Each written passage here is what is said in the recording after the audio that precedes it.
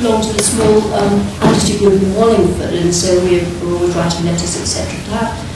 As individuals and a group, can we help justice in situations like this from outside? And if we're seen as stupid, then, but probably less so in the black community, outside. So sorry, are you saying how can you do How can we best help? Have you seen that film? I mean, with Mumia's case, it's a bit tough, just because it's kind of progressed to a certain point. I would always recommend writing to him, just because he reads everything that will go to him. He loves to get letters, as does everyone in his situation. And outside of that, I think it's he would probably say, he is a political prisoner, but everyone on death row is a political prisoner. It's a political decision to execute. And there are 3,300 people sitting on death row as we speak, and it's worth looking at the other cases. Looking around and looking into as many, just campaigning, and constantly trying to spread the word that this is a completely ineffectual system. It costs a fortune. It costs much more than keeping someone in prison for life. I was just saying earlier that for every 10 people that have been executed in America since they brought it back, one person has been released as completely innocent. So you wouldn't accept that ratio in any other part of public life. You wouldn't accept that if your rubbish was only picked up 10 times and then they didn't come pick it up again. So how do we accept that when the stakes are so high? I recommend looking into the case of Troy Davis is a good one. I mean, he is currently going through exactly the same thing, and there are a lot of similarities in his case, and there are loads of them.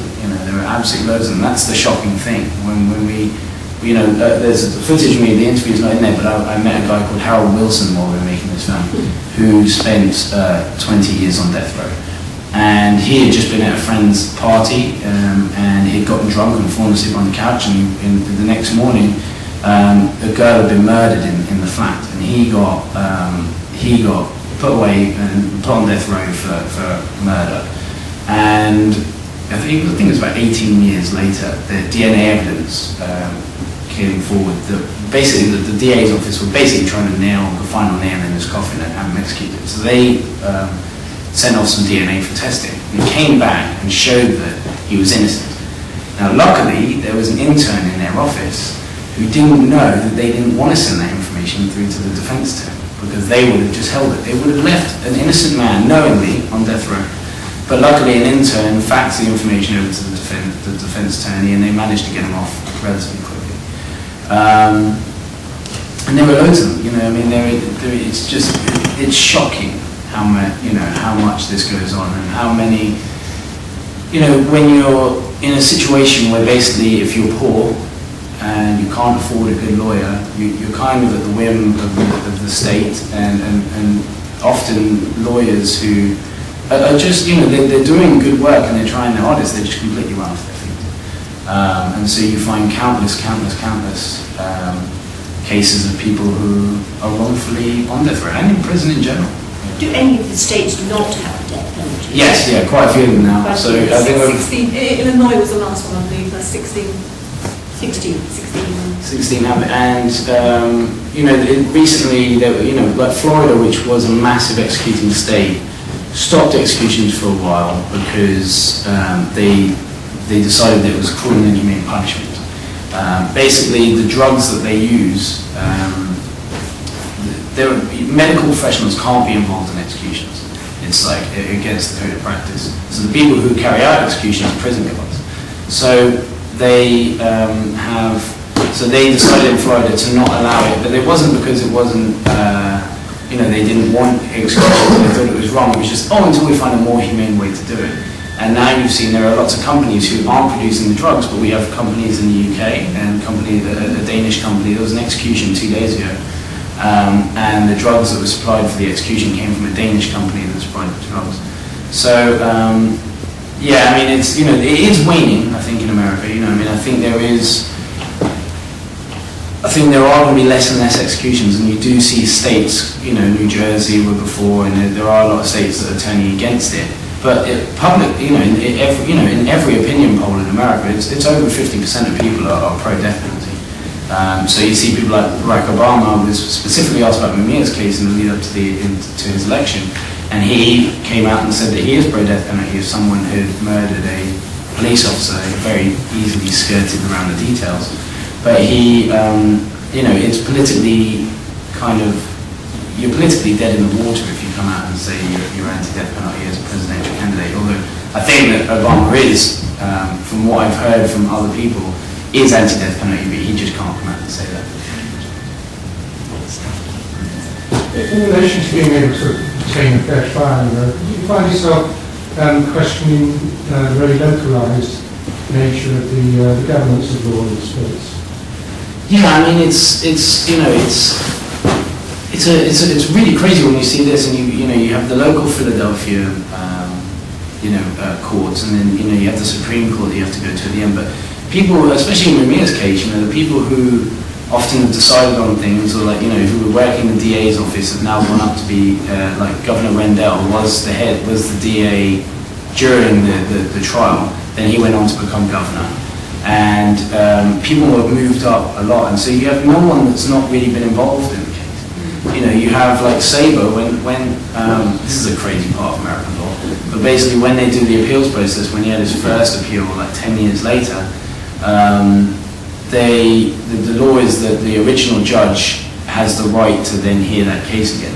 Saber had retired like 5 years later. He came out of retirement to come and preside over the appeal. But the number one thing that they were trying to argue in the appeal was that the judge was biased. So obviously the first thing he did was that no, I wasn't. Let's move on.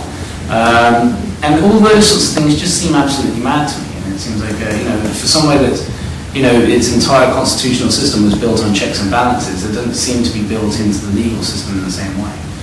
So yeah, it does scare me a lot.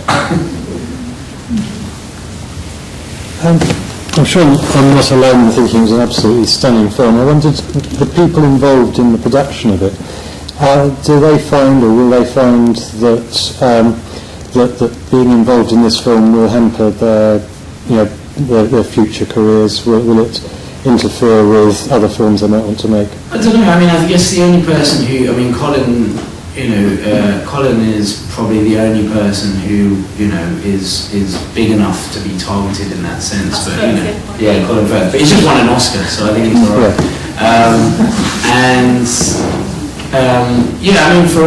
For us, there was actually a very small team. The people involved in this film were, me and Katie had written the idea, and we'd started doing all the research, we'd started contacting people. It was all right. We were basically thinking we're just going to grab a camera and go. And luckily we met Livia, who is Colin's wife, and she and Colin and her brother came on board. And so it was like, then there was 5 of us, and we just did the research at their house basically for 6 months. And then they brought on Mark Evans to direct it. And so that was it really. There was this very small team. I don't know if it might hamper some people. I've never found it to be anything but in a way the opposite.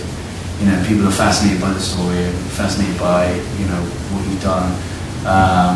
And so I don't know. It might be down the line of people, it will be out there and people being, I don't want to work with those guys, but yeah, so far I think it's been okay. Where does the financial backing come from?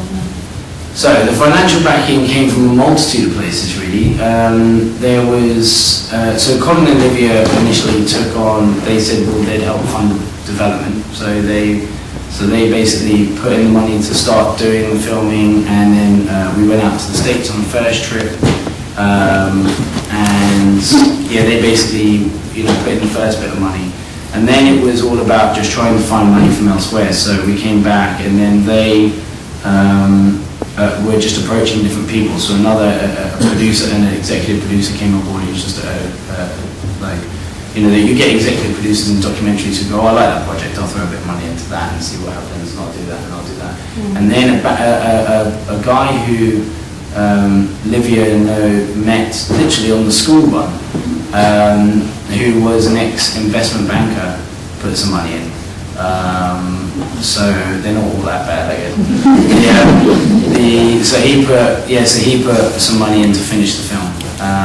But it was all privately funded, which in a way is great because you can make whichever film you want, really. You don't have channel execs from channels saying about music, no, you want to cut that bit out, cut that bit out, do that. But also means that then you've got to struggle then trying to get it out and get it seen. Whereas at least if you have channels on board from the beginning, you know where it's going to live. You did say earlier that it wasn't profoundly important, the guilt or innocence. Did you get that attitude directly from him? Because I noticed that he never talked about himself in any of the bits. He was always talking about concepts, freedom, and you seem to have carried on that way yourself. Would you say that does go back directly to him? Well, the guilt, I mean, it wasn't when I said it earlier, I mean, the guilt and innocence is important to me. It was that when I was thinking you've got 90 minutes to make a film, it was that I didn't really want to focus that much on that. To me, I didn't want to get bogged down in the details of the case. But obviously, as you started making the film, people want to know that, and you kind of can't not put that stuff in. For me, the more interesting stuff is sort of the wider issues and how someone has managed to become this, reach out from death row. That was what fascinated me at the beginning. But no, I mean, the guilt and innocence is important, obviously. I mean, it makes a big deal whether or not he shot and killed Faulkner. But increasingly, as the film went on, we realised that we weren't ever going to know the truth behind that. And also, when it comes to things like the death penalty, that became less important. So although it is very important to talk about the amount of, I was just doing it, talking about the amount of innocent people that have been on death row. There's a massive divide amongst the anti-death penalty movement, because a lot of people say if you start talking about innocence, you're basically backing up executions of people who are guilty. So what you should be arguing against is the execution of people who have done the most horrendous things. So for parts of the film, innocence started to matter less. But obviously, it does make a big difference whether or not he is guilty or innocent. And I think for him, the reason he doesn't talk about it is because, I think he's talked about it before, still in very vague ways. But he sees himself as someone who is able to reach out for other people, and his journalism is often about prison conditions and what's going on for other people, and much wider things, the war in Iraq, anything that he wants to write about, he writes about, or speaks about. And so I think for him, he's found that a much more natural place for him to be in, because he's not going to spend 20 years literally putting out a radio broadcast every week about his own guilt or innocence. And he's done very well at that. I highly recommend reading his books. He is he is a fantastic writer. And every time I've gone to visit with him, I went to visit him right after I flew back to the States to visit my mum, and then I wanted to vote in the election, so I voted. And we went down, me and Katie went down to visit Mumia like 2 days after Obama had been elected. And it's an amazing experience to sit with him. It's kind of like an education, it's like a history lesson. And I think if he ever got out of prison, that's exactly what he'd do. He'd be a teacher. That's what he's always said he'd want to do. And in a way, he's already managing to do that. There's a professor who's made her own film, actually, which is also really, really good, about the case recently. And she has started getting him to teach her university. Every now and then he'll do a lesson from prison for her students. So he'll record a lesson and write a lesson plan and send it to her. And the students will be able to learn from him sort of once every couple of months or something, which is fascinating. And if there are any educators here, there's a website called Educators for Mumia, and they can easily be contacted, and they will provide the written lesson plans and also the audio files.